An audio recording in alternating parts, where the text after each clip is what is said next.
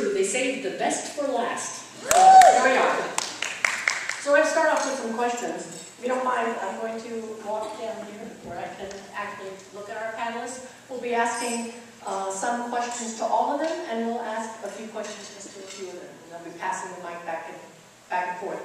If you have any questions, just raise your hand, and I'll be happy to come over and have you ask your question.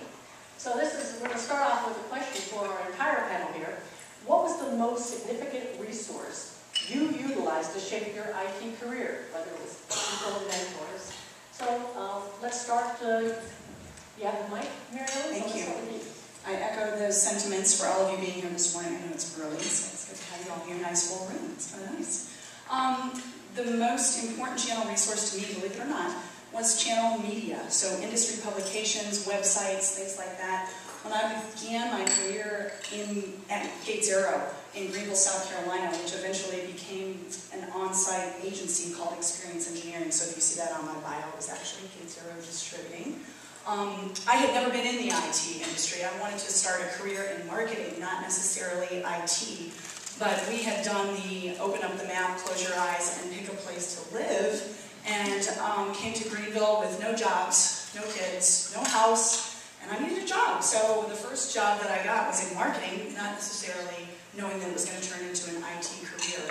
So I immediately jumped in and read magazines at the time like Bar Business, CRN, some of those aren't even around today, and immersed myself in trying to figure out who the competition was, read about the vendors on the Gates Aero line card, learn about who the channel chiefs were in the industry to really kind of inform myself. You also want to get the scoop on the competition, right? You want to know what the other distributors are doing. I wanted to look at their marketing. I wanted to look at their ads and see what types of calls to action were going on there. So I really used that as a way to get the knowledge. I believe knowledge is power. So I needed to be knowledgeable about the industry because I believe that you kind of have to know a little bit about what you're talking about to be able to properly market it. So I immersed myself there and still do that today, actually. And it was a great resource also to be able to share with the people that I worked with, because I'm also a believer that you need to share your knowledge and maybe stay a step ahead of your clients. Being in marketing, I treat my fellow product managers and sales reps and the executive team as my clients. So I wanted to make sure I shared what I learned in their business and made it relevant for them as well. Wow, you can really see how Mary Ellen fast-tracked it on her career. John, do you have a response to that question? Thank you very much. The most important resource for me has always been people. So when I started out, the first most important resources for me early in my career were the people that I worked for and the people that I worked with. Having an opportunity to listen to the people that I worked for as my career advanced, I had an opportunity to learn a lot from the people that worked for me. So there's an opportunity to listen and learn from the people I worked for and with. And then as the career advanced a little bit further, very, very important, and one of the most important today is right here.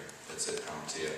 Because the number of people that I look up to, the number of resources that I can reach out to here as I'm looking around the room, and not to embarrass anybody, Sue or Kendra or Sandy or even Shirley, the individuals that I look up to all around the room are resources that have helped me to shape my career and shape my life. And it all begins with a line dance. How about that? Good morning, everyone. I believe in keeping everything very simple. So for me, it's 1, 2, 3. One is not just the people, but look to what their strengths are. There have been, over the years, I've had the opportunity to call on previous colleagues who were subject matter experts in certain key areas that I needed to bridge my skills. And it's so important to keep those relationships through the years, even if you move from one company to the other.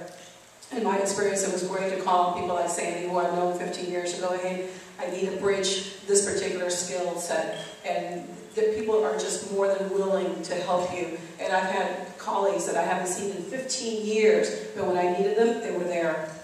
The second part of it is CSOs. Don't underestimate the relationship that you have with officers of any company that you work with.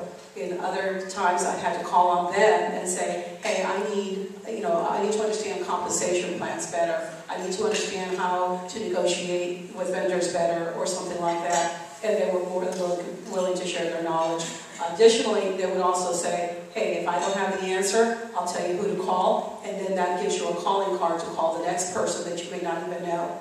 Finally, for me, I always keep an active marketing plan. If you've never built a marketing plan for yourself, you should. Always keep a marketing plan so that you're always talking to people and let them know who you are, what you can do, and what your strengths are. Thank you. Excellent, thank you. Stephanie? So good morning. I'm honored to be on this panel, so thank you for inviting me this morning. It's absolutely, for me, the people. My entire career has been in sales and networking, and so it's not only been the people I've worked with, my peers, my managers, but my customers, the industry as a whole. So I would say that's absolutely been the most